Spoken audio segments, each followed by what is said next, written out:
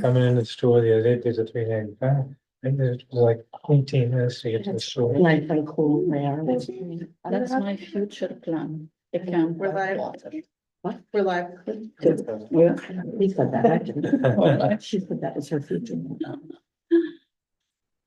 Your we're meeting. doing BED first. How did you draw the first straw?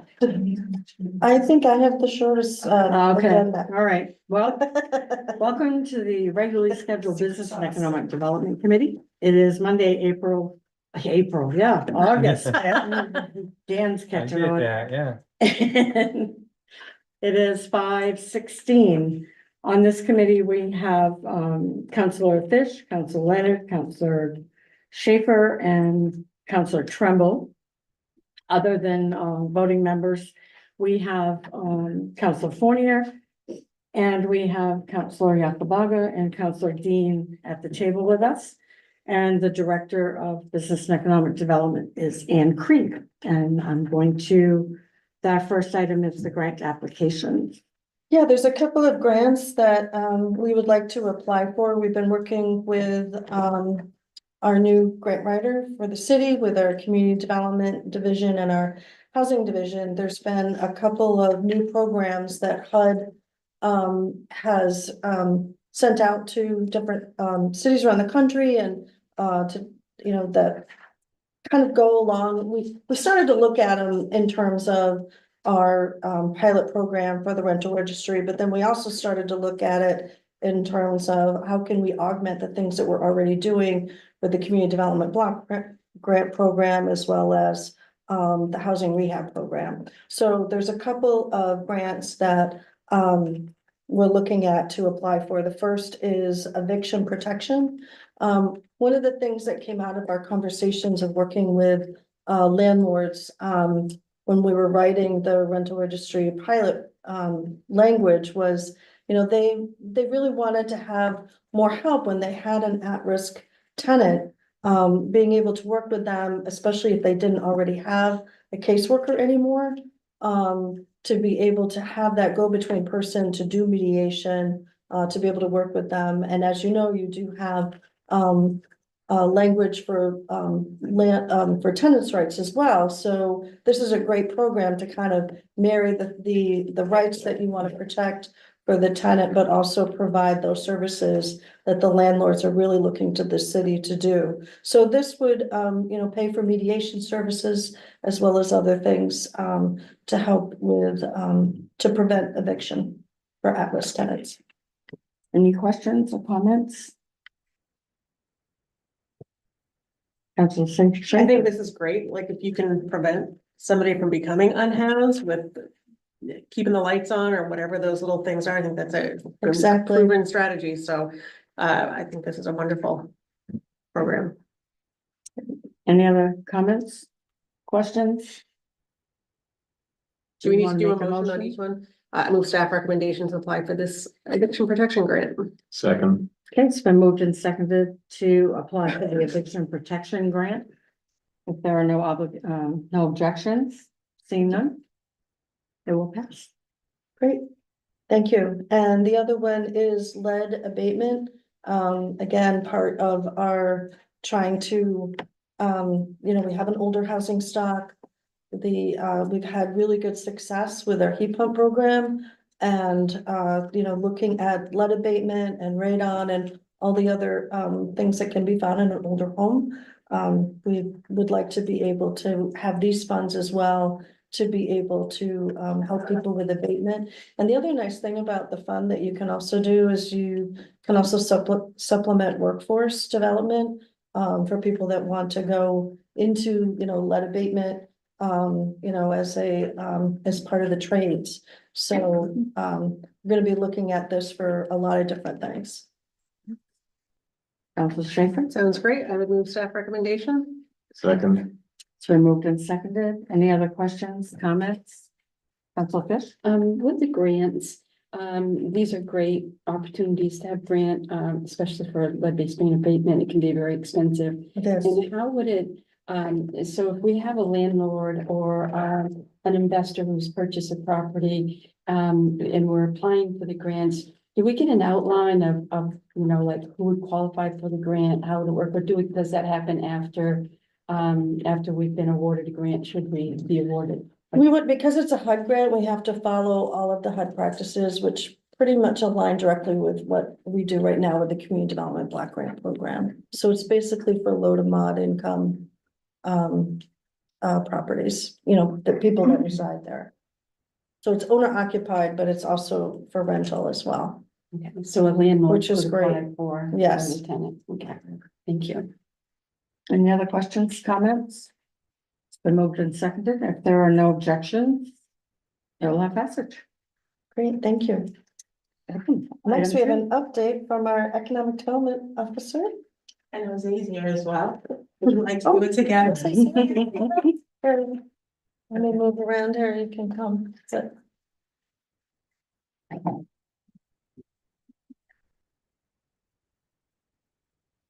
We'll pull up another chair. There we go. Hi everyone. So I'll lead and. Go ahead. Okay, so we wanted to give you an update on the Farnborough Air Show, which has been very successful. It was an amazing experience. One of the key takeaways from our economic development strategy and plan was that we needed to come outside of Bangor, outside of Maine, to really be a strong presence to attract businesses and talent to our city and our state. And we did just that.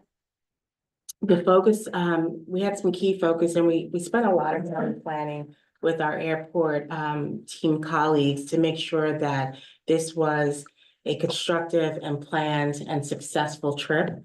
One of the things, well, several things that we talked about was strengthening the presence of our teams together so that we could holistically represent economic development for the city of Bangor, pursue business attraction opportunities, also learn as much as we could about foreign trade zones and make those connections to our colleagues in those foreign trade zones that have been successful, and then strengthening ties with our federal partnerships, that being the U.S. Department of Commerce and the International Trade Administration. So being that we were two teams, we staggered our presence in that there would be coverage at our booth, but also to be proactive. This was a huge air show. We wanted to make sure that we met as many businesses as possible. So there were times where part of our team was hosting the booth and always present to be able to talk about our city and our airport and our services. But then our economic development team, so Brad Wall, you've met Brad, and I kind of looked at the businesses that were at the show and zoned in on manufacturing businesses that we thought would be a great fit for our foreign trade zone and a great fit to attract to the city of Bangor. So we did that. So as a result, and I want to give Jose some time, but as a result, we were able to reconnect with a business called Key Homac that actually came to the city of Bangor and interested in moving here. And so we got an update from them that they're waiting on their military defense organization that actually constructs seating for helicopters and military airplanes. And so they're waiting on the final contract from the Army to actually follow up with us and move to the city of Bangor. So we just wanted to say, hey, we're here and we're ready for you to come. And then we have two additional businesses, they're UK businesses that are looking to have a US presence. And what they're looking for is to really be able to acquire a US business that can complement their businesses and potentially come to the US. So we're really successful in that area, just being able to have a presence and saying, hey, we're the city of Bangor and this is what we can offer you. Additionally, we connected with the foreign trade zones in Miami, in Spokane, and in Oklahoma City, 3 very successful foreign trade zones who are willing to kind of take us under their wing and teach us some of their best practices. And I'll hand it over to Jose. Yeah, thank you. So just again, to backtrack a little bit of how did we even get here? If you recall, a couple of months back when the airport won the award as Service Provider of the Year. That's when we were first approached by the Department of Commerce with this opportunity to team up with the delegation from New Hampshire and Vermont to go and showcase the airport, and particularly the FBO, which is the way I like to call it, the crown jewel of the airport. That's the gateway that a lot of for private aircraft see, and so it that is kind of the key service that we provide, because we're able to provide a service that is second to none. We're able to turn around airplanes in 45 minutes, which is unheard of. And so that's the kind of experience that they get to see here. So when we were originally approached, the goal of going to the Farnborough Air Show, which is the second largest air show in the world, was to, number one, tap onto those potential business development opportunities that would come from such a large event. And number two is to continue to put our brand out there. So a lot of the traffic that we get coming in from Europe comes from Farnborough. And so again, building those type of relationships across the world with the different when people think of the airport, a lot of the times they think of the terminal or the airline experience that they've had. We're a lot more than that. And so here was a great opportunity for us to showcase that, and not only the airport, but bring in the business and economic development team that can speak as to potential incentives and different options that are available, not just through the airport, but also through the community. And so in that context, it was very important for us to be there and also see some of the competitors and what they're offering and what they're showcasing, which again, that was a good snapshot into allowing us to see what are we doing right, attending this type of events, what we can improve, because there's always room for improvement, and certainly fostering and building that relationship with other partners across the city, because in order for us to be successful, not just as an airport, as a business and economic development team, is leveraging those skills that complement each other to be able to continue to grow the community and the businesses that thrive in the greater Bangalore area. Questions, Councilor No, Trumbull? that just sounds great. I think it was great. You had a targeted approach going in, and Mhm. I mean, you went after businesses, you went after general aviation business. I had two questions. I dropped one, but the other, did you have any discussion about cargo, or was any interest in cargo? Mike? So the thing with cargo is that we start those discussions, and those are ongoing and long conversations, and it's always nice to kind of bring the topic back up to the forefront. And so this type of opportunities allowed us for it was the show was very heavy in manufacturing, so that plays into the cargo opportunities as well. And again, when we're able to partner with Bigita and business and economic development, again, it's a much stronger argument to make. Okay.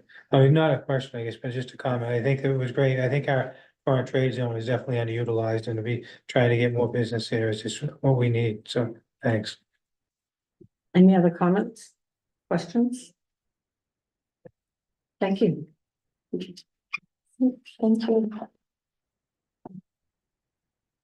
So next on the agenda is a proposed code change for to clarify co-living, and our planning officer Anya Collette is here. So you all remember, sorry, a couple months ago in the spring, when we adopted the co-living ordinance, we had inserted a requirement in there that 25%, no more than 25% of the rooms in a co-living dormitory could be used for short-term use, and then required that those rooms get short-term rental licensing, and then the rest of the rooms get business licensing. Since we just had a co-living dormitory come in, a site plan for that come in, we're starting to implement these parts of the ordinance, and so it has come up. that, you know, with these larger dormitories, like the one that came through was 55 rooms, the short-term rental ordinance only caps, has one of the caps at 5 rooms per person or operator, which poses a problem when you have a 55-room dormitory. So we're proposing to exempt the dormitories from the short-term rental ordinance.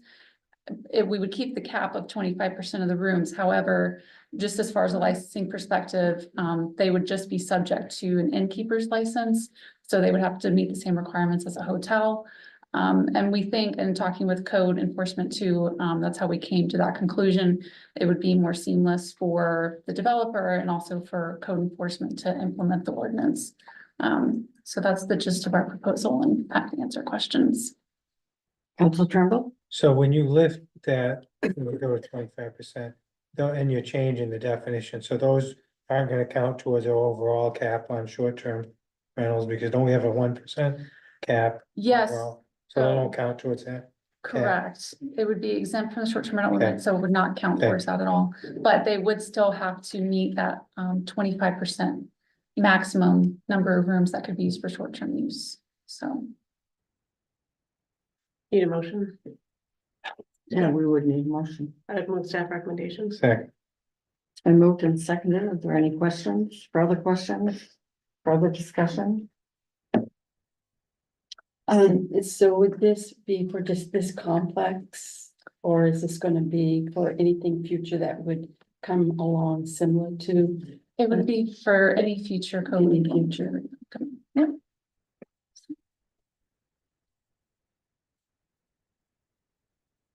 Anything else? It's been moved and seconded, seeing no objections. That's it. I just had one more thing before you adjourn to your next committee. I just wanted to give you an update on the housing study. We've been working on the housing production study with HR&A Associates, and we did do an update just to get some more public input at the last planning board meeting, as well as the last livable communities meeting. So as they've gotten more data as part of their work, they've been adding those slides to their presentation. So that's how the slides have changed a little bit from meeting to meeting, because they're making progress on their work. We're expected to get an internal draft of the plan in the next couple of weeks. So we're gonna be at your September 5th, the ED meeting, for a presentation. Council Fish? I've reached out to the local Bangor, Greater Bangor Board of Realtors and state, and so far no one, and as well as some of our major landlords. So again, the same concern I've had in the past. I think Yeah. our most accurate data is going to be real data that we have and that we've kept track of. So I'm just curious as to where I'll they're make getting sure. the data and how accurate it's gonna be. Okay. I'll give them a call tomorrow and see how, make sure that they're making those connections. Okay. Any other comments? Okay, we'll look for that on the 5th then. Yeah. All right, Thank you so much. Seeing no further business, we will adjourn the Business and Economic Development Committee. Stay tuned for government operations coming right up.